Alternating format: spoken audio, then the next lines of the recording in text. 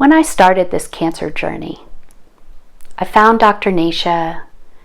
She instilled in me this hope that I could open up the hood, check the check engine light, find out what was going on, fix everything, and in my mind I thought, oh, piece of cake. I can do all that. What I didn't realize, and what I'm learning, is that this is a journey. It's had its ups and downs, and it continues to have its ups and downs, and I know in the future it will also have its ups and downs. A couple years ago, I had a bad thyroid scan. I remember crying for days.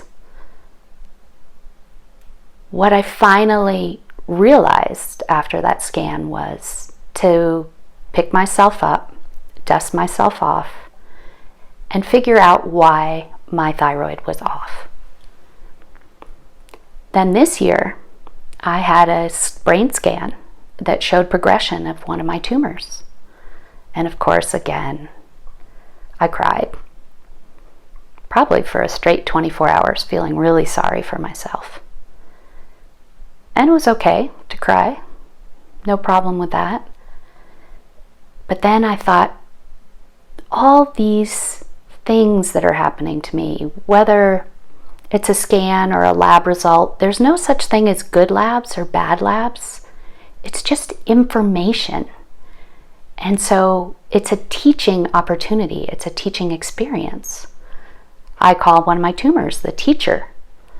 And every single time I've had one of these moments, I have felt into what I was trying to learn from these teachers. And there was always another layer. The most recent one was a massive heavy metal poisoning that I didn't know about. So now I'm in the process of detoxifying that with a sauna. So no matter where you are, there's always another layer of treatment, of nutrition, of spirituality that you can get to. And you don't want to look at these things as necessarily something bad. You could say, I could have a bad scan, or you could say, I had a scan that is showing me that I have an opportunity to find out what's going on and how to change it. And I do the same thing with my labs. I like the notion of both and.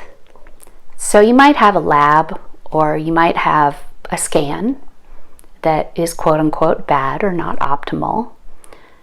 Yeah. We can't say that we celebrate those moments. They're not great. And we want to remember that they're teachers. They're teaching moments. It means there's something under the hood that is unaddressed, that needs to be fixed.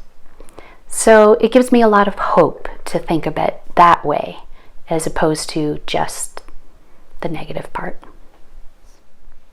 So don't get discouraged. I can feel what you're feeling if you're in that place. Or even if you're trying to prevent cancer and you have some labs that are sticky or some DNA that's difficult. Everything is possible to address.